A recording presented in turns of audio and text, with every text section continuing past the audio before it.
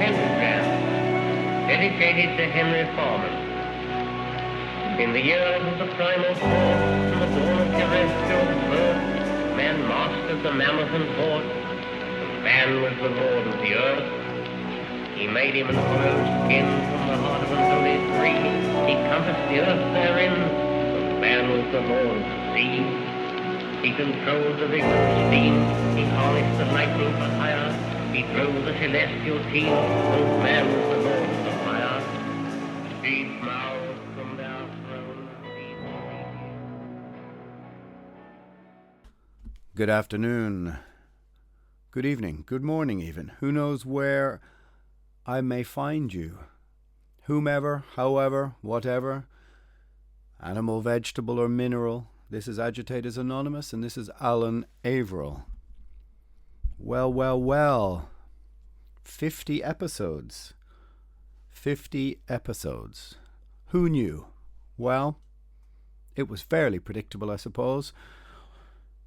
Fairly predictable, as it's always been in my head to do a podcast. Even before we started off on this strange journey, it was there. I recorded several test podcasts years ago, and the idea was, of course, to snag fellow musicians at festivals and ask them strange and curious questions. But fate had another path for us to go down. And so it is normal upon your 50th podcast, I suppose, or your 100th or whatever else, to perform a little act of introspection, to maybe consider what you have learnt, what you haven't learnt, to have a look at some of the pros, some of the cons. God damn it, many of you are probably sick of me talking about the cons, and god damn it, there are indeed many of them, which I'll get to. But this is the second time that I've recorded this. The first time was a early morning, well, for me, early morning, rapid fire, speed metal version of this. And then I thought, well, if there's something I've learned doing this, it's that in the dead of night is somehow when these things work better for me. There's a more measured tone, there's more consideration. And certainly that early ratatatat speed metal version was a little bit unhinged, because for sure things have been a little bit unhinged lately. But I've alluded to that many times. So what we're going to do is play a little, well, I'm going to play it, a little word association to take us to the end of episode 50. And then I have a whole bunch of Zoom interviews, a whole bunch of discussions with other people lined up and ready to go. I guess I wanted to just sort of hit the 5-0 running. And, well, I suppose what do we do then but head for the next 50 in lockdown, my friends. So what I'm going to do is play a little word association with myself. Humour me. But first of all, let's get to the first ad read and get some of that stuff out of the way. www.hatecouture616.com. You use the promo code Alan and you will get free shipping, which, let me tell you now, is no mean feat, as shipping. I paid today €15 to send a vinyl to the United States. €15. Hardly seems worth it. You'd swear they want small businessmen to go out of business, huh? Well, we won't get to that just yet. But hatecouture616.com. Loads of nasty, evil, hateful yet tasteful apparel and t-shirts. The veneration of serial killers and tyrants, don't you know? Go and have a look. Anyway, so episode 50 from the dark and addled mind of Nemtheanga, which means he of the evil tongue, by the way. Nem is evil, and Thiang, you can probably hear in the syntax, it sounds similar to language. Well, it does to me anyway. Thiang is tongue. Nemtheanga. Given to me by Kieran of Primordial way back in the day, I think 92 or something. I'd picked something else that was pretty ridiculous, and he said, oh, what about that? Nemtheanga. Sorry, Kieran. That's his voice I've been doing in my head for the last 30 years. But there you go. Anyway, so little word association. What have we learned? Ups and downs. I haven't made columns. I haven't made one side and then the other, so that words are just going to come out and we'll see where it takes us. Well, it was for sure an annus horribilis, as the Queen Mom used to say, I suppose. The annus horribilis, the horrible year. Yes, indeed, it's been a very trying year. There's no doubt about that. The podcast has served as some sort of therapy, I suppose. No doubt one of many, many podcasts that have appeared under all shapes and sizes over the last year. Many of them trying to give you things to avoid the situation or cheer you up or looking at the bright side of life. I certainly can't say that that's been my particular journey, but I would start off by saying thank you for being part of that strange and curious and dark journey. There's been precious few musicians I've found who have been willing to sort of speak out about some of the things that have been happening, about venturing into politics, about being honest about, well, honest is maybe not the right word, but addressing some of these problems. It seems like the entire music industry has just been holding its breath, waiting to see what happened. At least at the beginning of this, within a week or two of starting the podcast, I fired out the information to lots of online heavy metal periodicals and magazines, and nobody really wanted to seem to talk to me. I suppose in indignation, I thought to myself, what could be more interesting than what musicians are doing during lockdown, seeing as you've all made your living off the back of them for so many years? But seems not. Seems most people wanted content, which was, Alan, can you give us a video of your 5 favorite vintage shirts?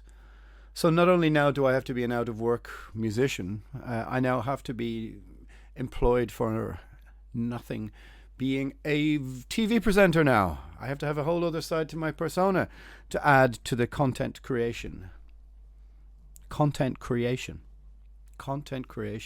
That's what we all seem to be corralled into becoming. This idea of remote living, remote working.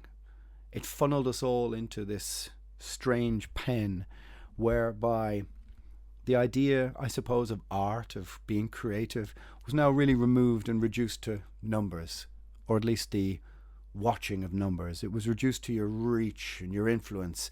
And I released a record in the middle of all this, a Dread Sovereign record, which I'm immensely proud of. It's one of my favourite things I've ever done. It took a long time to record and make, and the tone and the artwork. And in reality, you were really just reduced to being a mathematician, to just looking at numbers as they moved, going, oh, well, we had 14,000 monthly listeners this month. Oh, it's down to 8. And then the cycle is kind of over and you move on. Or at least the music industry moves on, because there seems no end of bands willing to release records now.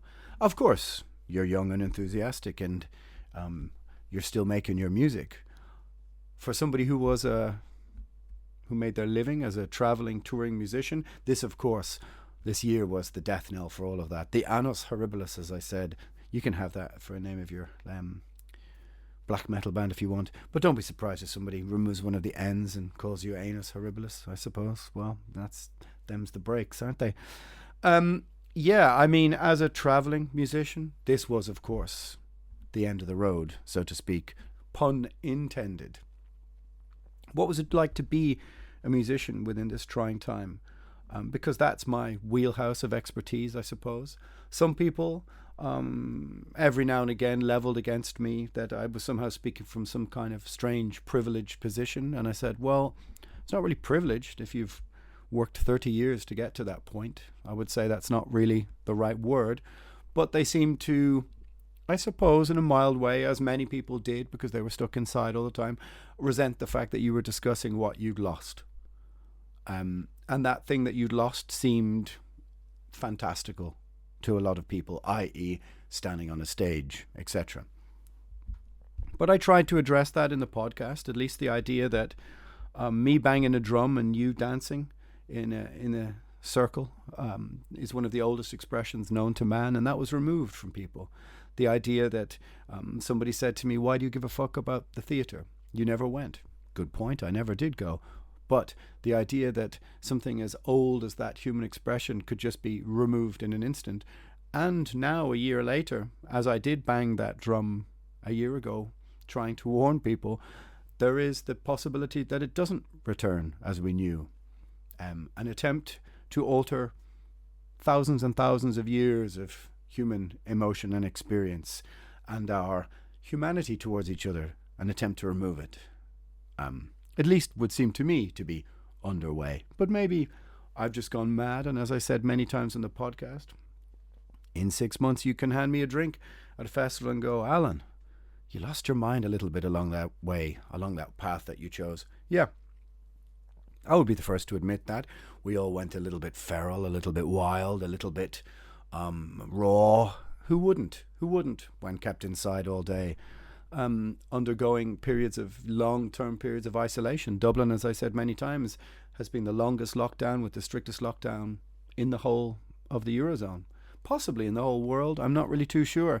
I don't know what's going on in Yemen or the Philippines or Venezuela. Who knows? But certainly it's been a long, long time. And it felt as a musician, having to cope with no live shows at all, it really made me question what was the worth of releasing music. Because very often playing the live shows and the traveling was almost the reward. It was the reward you got at the end for your perseverance, for your focus, for the many hours spent in the studio going over and over and over redubs. I'm not, as I said before, somebody who enjoyed the tedium of that kind of thing immensely. Of course, it's great on one level, but to only make music like that, I suppose I said blithely and in mild fury that if that was going to be taken away, then what would be the purpose of making any more heavy metal? Which seems, on the face of it, a relatively extreme sentiment, but something I do stand by, because the artery of rock and roll is touring. It's not to be, I suppose, a hip-hop artist playing a virtual gig in the middle of a game. That's not what we are. And so if that's something that everybody is quite, ambivalent about it dying, then the theory is that, well, not the theory, but the drum I've been banging for a year is that it could indeed be under pressure to come back, because as I've said, if distancing stays, we got a problem. Rock and roll's got a problem. But I very often found myself, was I misunderstood in some of the things that I said? I suppose, here and there. By and large, I found that 90% of you were very positive towards the things that I was saying. The numbers grew. People were obviously sharing it peer-to-peer and all that kind of thing. As, of course, articles seem to be very short and thin on the ground for what I would have thought might have been an interesting story, but perhaps not. Not until the Dread Sovereign album actually came out was I able to kind of talk about some of my feelings towards what might happen, towards lockdown, towards its implications for the music industry. It kind of felt like the music industry was just burying its head in the sand and not really wanting to come up for air and acknowledge what might be happening. I understand that to a certain degree. I understand for fans they're not privy to some of the machinations of the booking industry or any of those kind of things. But when you made a simple observation, connected one dot to another, and I would say to somebody, hey, how does a venue get insurance in this new world unless they install all of those track and trace new, whatever they are, I don't know, those new measures like you scan when you go into the airport, or the new ventilation system, or who knows, maybe an unelected health and safety bot gives you green light go, red light stop, and you don't get your new health and safety QR code. Then you just what? You don't have gigs? And when I said that to many people, they went, oh. And I don't mean to sound self-aggrandizing. I don't expect most people to know or consider the machinations of the music industry in the same way. But when you said that, a lot of people went, oh, yeah, insurance. Okay. As you can tell, my word association is going a bit astray, but, let's keep going. Anger. How did we deal with anger? I tried to deal with some elements of masculinity, of the things that were removed from us, the coping mechanism. I found it almost impossible without gym, without sports, without an outlet for energy. And it made me dwell a lot on how that energy gets expelled into the world, and how much negative energy must be pent up that has nowhere to go. And it's an energy that has made me, I suppose, consider how we relate to our coping mechanisms, i.e. my coping mechanism was to just run. Every day, 5 up to 15 kilometers, just running. Gotta go. Gotta get the energy out. And as I said before, that was a very big pro about the year. I realized I can cope. Are you the things you sing about, or are you not? What is your willpower in relation to this? Do you have the willpower that you sang about before? Are all the things that you sang about within a band artificial? That was a very great question to consider. And I think, apart from a few stumbles and a few falls and a few things that are natural, I found a coping mechanism, as maybe a lot of you did within metal, within the music that you liked. You found uplifting stories of rebellion, of coping, of heroism within heavy metal music, because that's part of what makes heavy metal the thing that it is. It's that the prizing of being the, going against the grain, all those kind of things. So it was a long, hard look inside to go, are you the thing that you sing about? And it's ongoing. That's an ongoing process. The stoicism involved in that. Do you have the willpower to get through this and come out the other side? Are you a skeptic or a cynic? Well, I always thought of myself as a skeptic foremost, in that I wanted to ask questions. I always asked questions. But I found in the last year veering into cynicism, very often with people who were unwilling to connect dot 1 to dot 2 to dot 3. I understand they had their own coping mechanism, which maybe was sometimes, I'm not willing to go to that dark place or to those waters. I'm not willing to allow the raft to drift that far out into the waters, because there might not be any coming back mentally. This, I totally understand. But being a skeptic or a cynic, that was a very big question. And I found that the periods within this year where I was a skeptic very often were greeted with cynicism by other people. And that's, I think, that was one of the saddest, I suppose, not sad is not the right word, but demoralizing realizations, is that the things that you cared about or considered to be of fundamental structures, fundamental values of society, of civilization, kind of mattered less to other people. Whether that was opinions about liberty, freedom, sovereignty, things that I would have thought would have been very important to most people, regardless of the situation, i.e., if health and safety is going to be prized over liberty, well, we need to keep an eye on liberty. We need to keep an eye on democracy. We need to hold power to account. But as I said before in the podcast, if anybody can give me an example of when the citizens of any nation or city-state throughout history handed over every freedom to the agents of power and institutions of state and got them all back, I'd like to know what that is, because it's not true. It never happened. Maybe someone has an example somewhere, but I doubt it. There's always crisis actors, you could say. Not crisis actors is not the right word, but agents of disaster capitalism, people who rush in to fill the gap. They rush in to fill the gap, and they're delighted with these new rules. They create new economies around this disaster, and it's surely evident now to even the most ardent supporters of lockdown that something else is moving in the deep water that is making inroads, that is manipulating the situation. That at least is my opinion. But yet, to be skeptical, which I think is the rational perspective, was greeted with howls of derision by many people.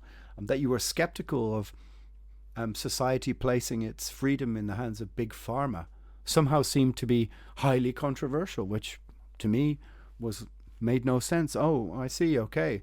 So the same system that created the opioid crisis is now the one that you place all of your concepts of freedom within. Seemed to be somewhat naive. But there you go. People howled you down.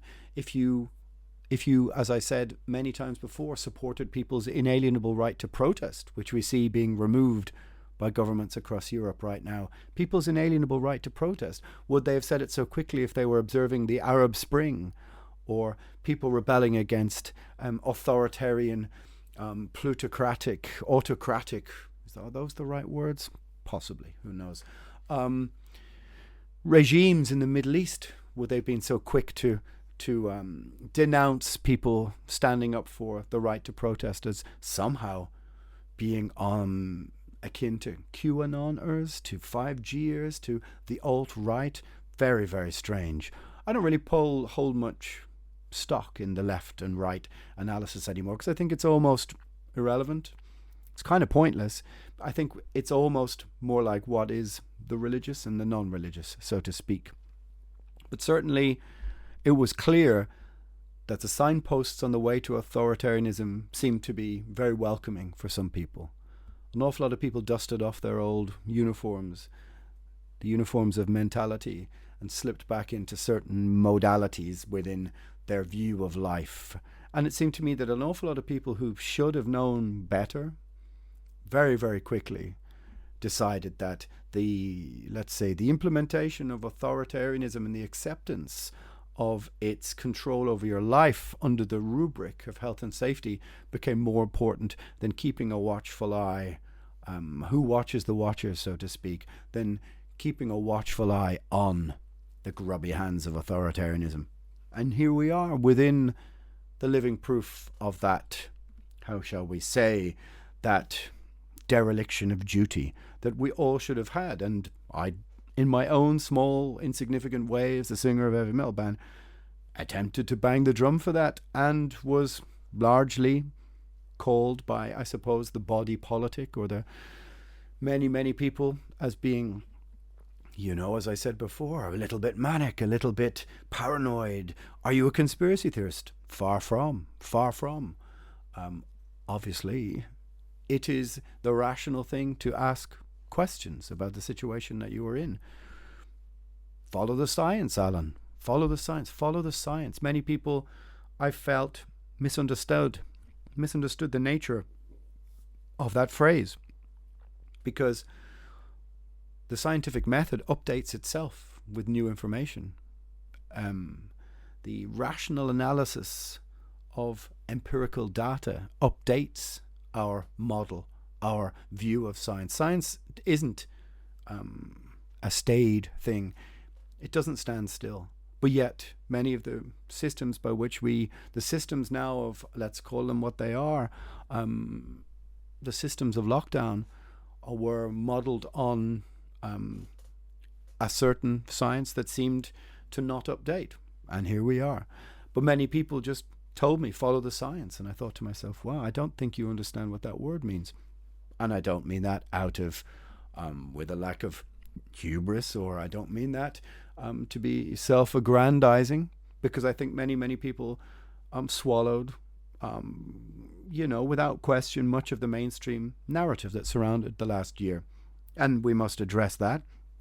The next word on my association list is the mainstream media. I mean, we have seen, and I've seen very clearly with our own mainstream media here in Ireland, the unwillingness to rock the boat when it comes to questioning the state, to questioning the politicians, to questioning the motives.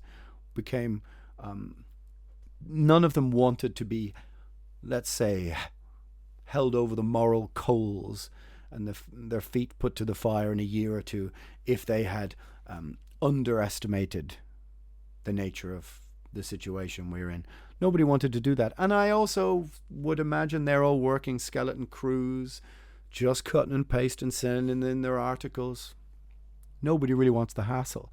Everybody just wanted to sit on the couch and watch Netflix and order some food and do what they were told. Or at least that is what we were told to do, so to speak, by Mr. Bezos. But here we go. Here we are, mainstream media questioning the narrative, but yet being backed up by big tech censorship. Those two, that word, that sentence alone should have sent alarm bells ringing for many, many people. Many, many clever people. Many, many people who should have been using some of their time to observe some rational analysis about what was going on. But no, they just, went, you know what? Who cares? I'm going to use the time for, I suppose, projecting my holistic attitudes of the world onto this situation. Or let's just ignore it. Or, come on, Alan, surely that's not going to happen.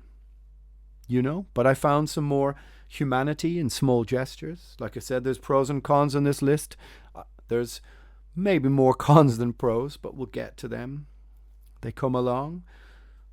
I found more humanity in small gestures from friends. People, maybe things that I hadn't noticed before over the last couple of years because my life was so hectic and was spent rushing around in the pursuit of sex, drugs, and rock and roll.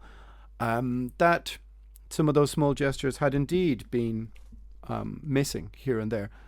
And so you recognize them because people were struggling in their own way to sense make. And how that became such a huge problem. Sense making. How you can make sense when it's clear that you are aware that you're being played by your algorithm. The hypernormality of the situation. The idea, the cognitively dissonant idea that two opposing points of view can be true at the same time, and very clearly true, and you're also being told that both of them, or 50 of them, are true and are not true at the same time. But your how shall we call it, your method of sense making, the methodology of sense making has been more or less destroyed because you are inside at the behest of the screen of your algorithm. That's another one of my 50 words. You obviously knew that was coming. But it's true. You found that your ability to sense make had been removed from you. And that was one of the most, I suppose, discombobulating things. I suppose one of the most confusing things. The idea that there was no line in the sand. There was no date to work towards. Our vision of a shared reality had been shattered and broken. Now, I believe that had been shattered and broken a long time ago.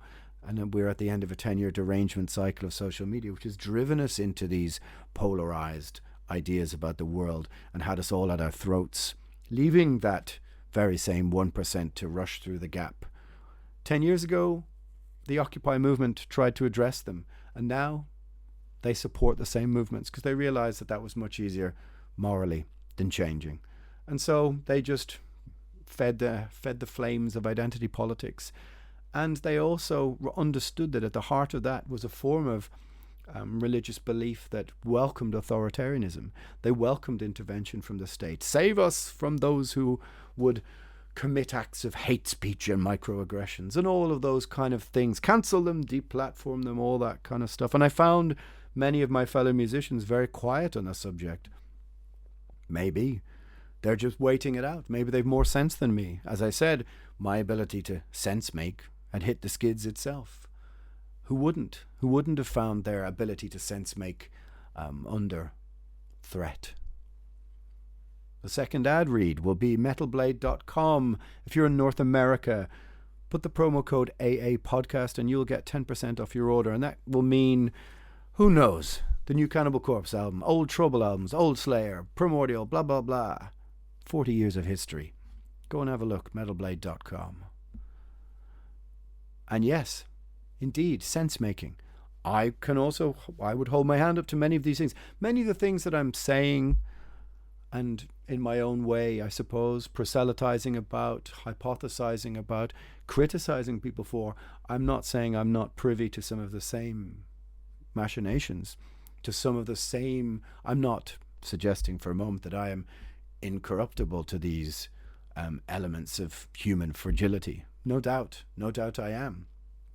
But when your ability to sense make has been so severely debilitated, because if you think about it, those evenings where you sat there with a pint with a few friends and somebody went, come on, Alan, you surely don't fucking believe that, really? And you went, well, what do you mean?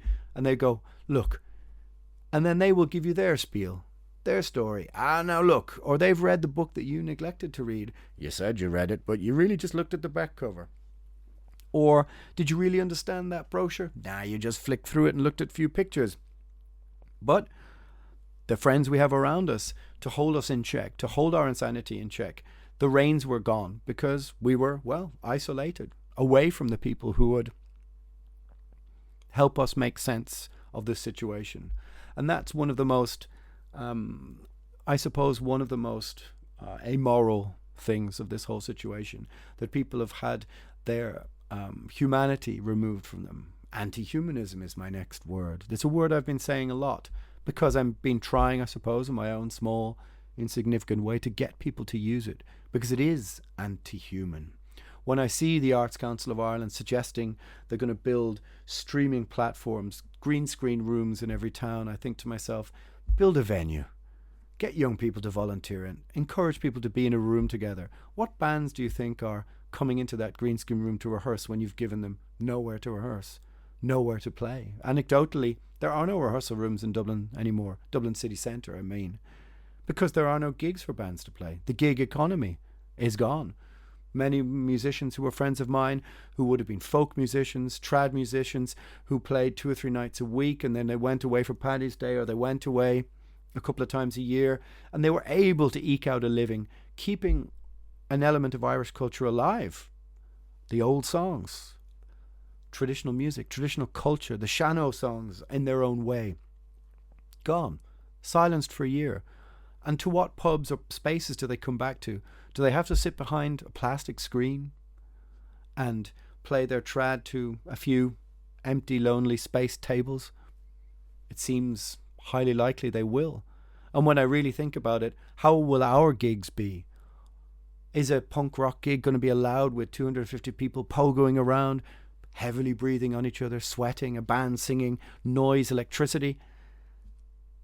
When I really think about it in my heart of hearts, it seems very unlikely, unless the people decide they don't want to live by these rules and say to the states that they've chosen to live in. And the states, let's say it clearly, these states have been established by people who gave their lives for the freedom to say yes or no to these technocratic authoritarian rules, until they say, no, we want to have our culture back, our civic society, our social society, because mark my words, if distancing stays, there isn't any.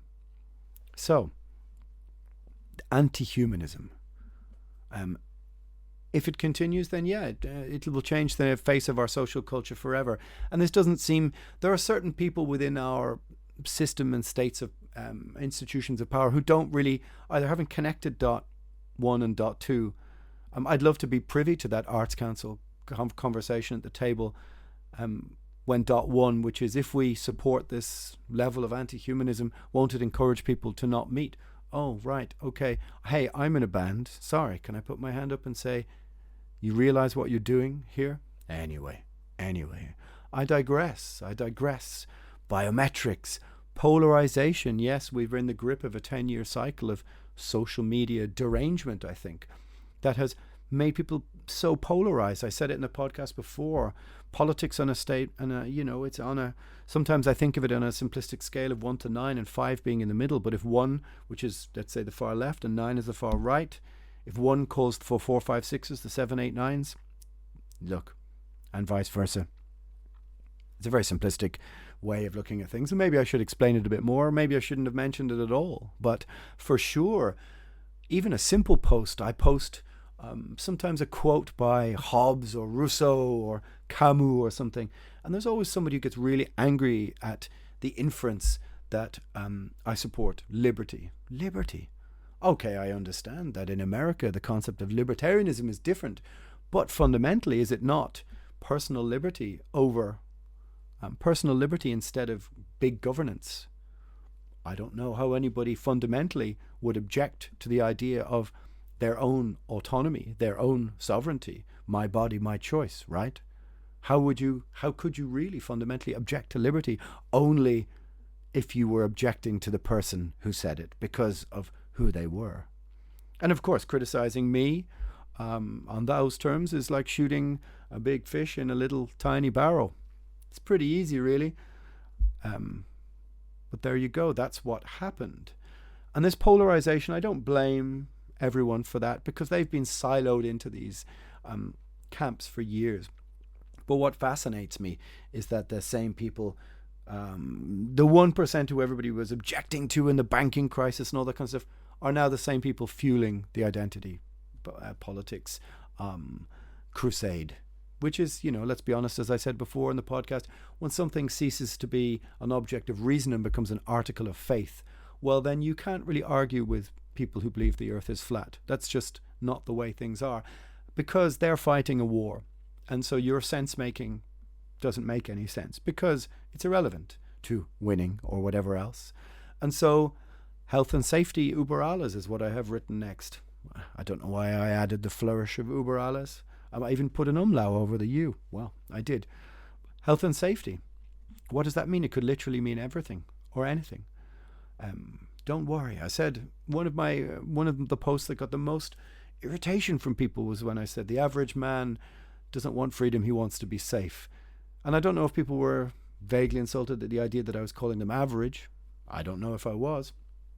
But the idea that an unelected board of health and safety officials will decide your public expression, which is very possible, seemed to me to be utterly Stalinist in its objective, utterly fascist, who burnt the books, who went out initially after all of the artists, the polemics, the cartoonists, anyone who could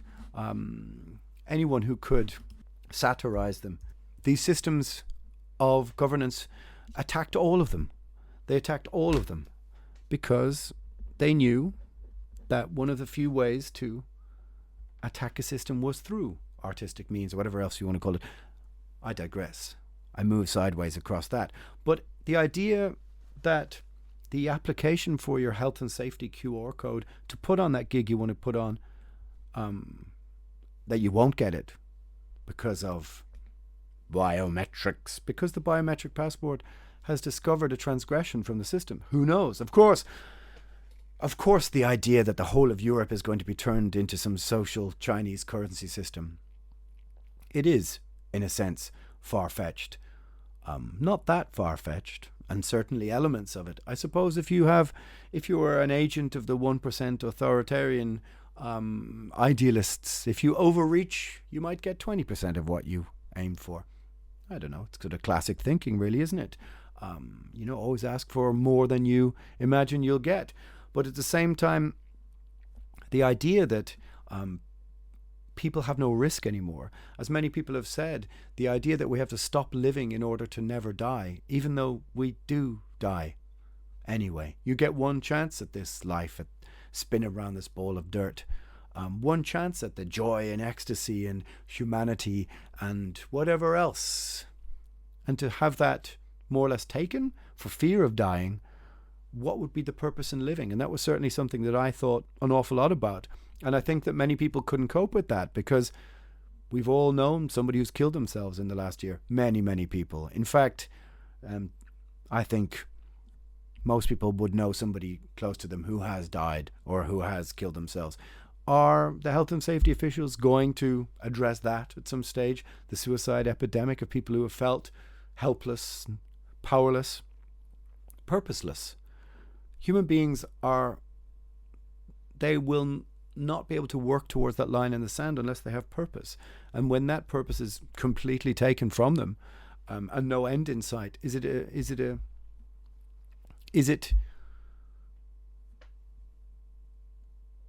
a surprise that when I speak to family friends and family members who are medics, they talk about how many people they have to cut down from the rafters every week? It's not really surprising at all. But I don't hear anybody talking about it. I don't see it on the front of the paper. Certainly not. Because nobody's willing to, it's just something that nobody wants to talk about. The child abuse, the rape, all of the dark things that fall in line from holding people inside for a year. And the things that will come, whether from unchecked screenings and cancers and all sorts of illnesses. And that's before we even begin to deal with the financial implications. Now, it's not so hard to understand where my feelings lie in relation to all of this in the podcast. And I've felt it my duty to try and be honest about that, to be straightforward, to say that, yes, I am a skeptic. I have questions. No, I don't belong to this group or that group. And not only shaming you for saying, but the idea that just by asking questions, it's implied. The idea that, as I said, sovereignty, freedom and liberty somehow align you with people who would wish the exact opposite. Very strange. Optimism. Do I have optimism? I always have a little bit of optimism. Now, that may be unusual for some people who've been listening to Primordial or any of my music for the last 30 years, because the music isn't imbued with optimism. It's imbued with a fighting spirit, a sense of revenge, a sense of individuality, a sense of going against the grain, a sense of dissent, a sense of martyrdom, a sense of freedom, no doubt. But there's always that glimmer of optimism, of the human spirit that is able to conquer in the face of adversity. And these are perhaps the testing times for that. As I said at the beginning, are you the thing you sing about or not? Well, that remains to be seen. But I think to live in this system, this moment in time without some form of optimism, and of course the idea that it could just all fade away in 6 or 9 months and be just looked upon like a bad dream in a year or two, and people just get back to their lives. But somehow it doesn't feel like that to me. It feels like a seismic shift in culture and society. And as I said before, when I was joking in the early podcasts, I really thought the end of days might be give me a bit more bang for my buck, be a little bit less drudgery and mundanity and a bit less boring. I use the word police state often and people get angry with me. I realize that with different people you have to calibrate the words differently. If you say the same thing with slightly different words, but the implication is the same, they react less negatively towards it. But the idea that this morning I sat in my local park drinking a coffee, trying to read a book, and all I could hear was police sirens. And the park is one of the few places you can go. And I thought to myself, this has to end. This can't just go on. We can't step outside of what was once a lively, vibrant city full of people going about their lives, their dreams, their, trying to achieve their goals, and only see police cars on every street corner trying to keep people in place. But yet still people I know, when I go, that's kind of the definition of a police state, balk at the idea, because people are very much imbued with the idea that it can't happen here, which I understand, because for 30 years most of Europe has undergone a upward mobility of a new emergent middle class, the fall of the Berlin Wall, the fall of communism, all these kind of things. But people in Western Europe kind of forgot that all across Eastern Europe, the Second World War didn't end in 1945. It kept going very often until 88, 89, 90 and on. Many of those countries lived under authoritarian regime for the following 40, 50 years. And so the idea that we sleepwalk into a new form of it is mind-numbing to me, because this is in our living history. But yet you find when you say those things to people, they just go, come on, Alan. Now, maybe they're right. And maybe I'm missing that pint conversation where a clever friend puts you to rights and goes, come on now, you're being a bit too much. You really are. You got to rein that in a bit. But without that moment, you do dwell on those things. I think it's natural if you dwell on the pessimistic side of life. And what is it to make music? What is it to make music in this time, in this situation? Difficult because you're not supposed to meet to rehearse. You're almost completely privy to the algorithm of all of the streaming platforms. What is the future for music, for art? Art. Is art now just content creation? Is that really what it's being reduced to?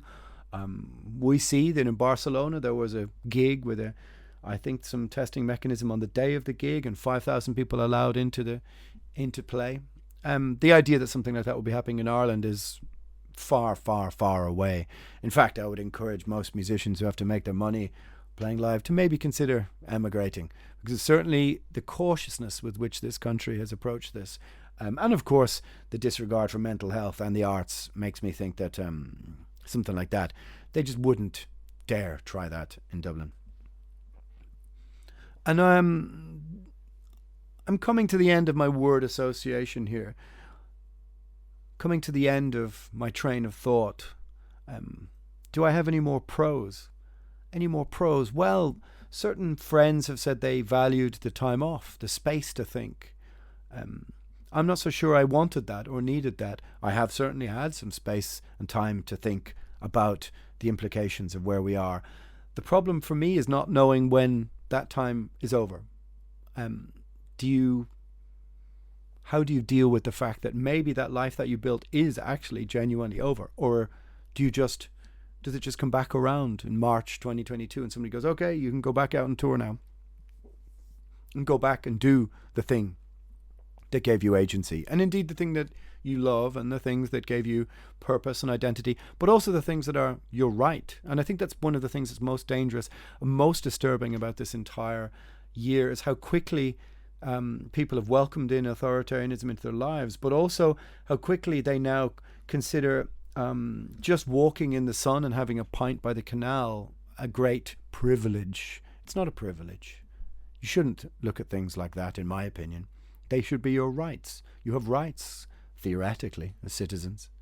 Of course, I'm pushing buttons there, with people who would have always stood for those things, but who err on the side of health and safety and this new, I suppose, soft authoritarianism regime. Of course, he'll probably be annoyed at me for saying so. But very quickly, people welcomed all of this into their lives. And now the idea that we have to ask the state or ask someone, are we allowed to travel to the next state? Are we allowed to travel 10 kilometers, 20 kilometers? Are we allowed to travel the world? Are we allowed to do all the things that should be our right? How very quickly we have become a nation of sort of autodictat automatons. Is that the right word? I always say autodidact, one or the other. You know what I mean. Following rules, essentially. How quickly we decided that that's who we were. And now just the idea of going to the next state, of being told by the state who or who not to hug. The state now controls essentially your dating life, your sex life. You say, no, it doesn't. People are going to continue these things. Are they, if they cannot meet? I think very often that's the mantra from people who already have those things in their life sorted, who've met someone or whatever else. God damn it, what am I talking about? I think you know what I'm talking about. Episode 50 is just a ramble through word association, pros and cons. Pros and cons, a little look at my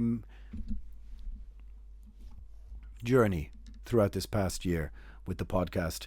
And I suppose it seemed prescient, it seemed timely, it seemed to make sense to just sort of look back over some of the buzzwords that I've been using. No doubt there's some I've forgotten. Many of you want me to tell more tour stories, more silly, drunken, drug-fueled escapades, and I have many of those stories, but I suppose that it's felt a little bit out of context because the situation has felt so dark and oppressive that kind of like Saturday night, if Saturday night for you belongs to chopping out a line, drinking some whiskey, listening to Wasp, and then you take all of that away, it somehow makes Wasp seem to make less sense. Certainly, listening to all that kind of stuff, to me, it was the same. I file it under the same. I suppose it's filed in the same folder as rock and roll stories and all that kind of thing. But I am going to try and pivot and tell more, have more interviews with other musicians. There's definitely, I've been backlogging them and I've got quite a few coming up. So episode 50, who knows if I really lost my train of thought there. I tried not to. Like I said, the scattergun speed metal version 1, we'll consign that to the history books. But episode 50 of Agitators Anonymous was just a little ramble across some of the buzzwords, a bit of word association. Some maybe made sense, some maybe didn't. But I thank you for being on this strange, curious, dark journey. Not without its ups and downs, mainly downs, but some ups.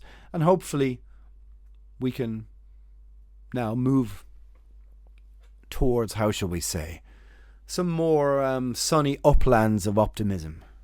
Yep, you can have that too. There you go, my friends. Episode 50, Agitators Anonymous. Metal never bends. Take it easy out there.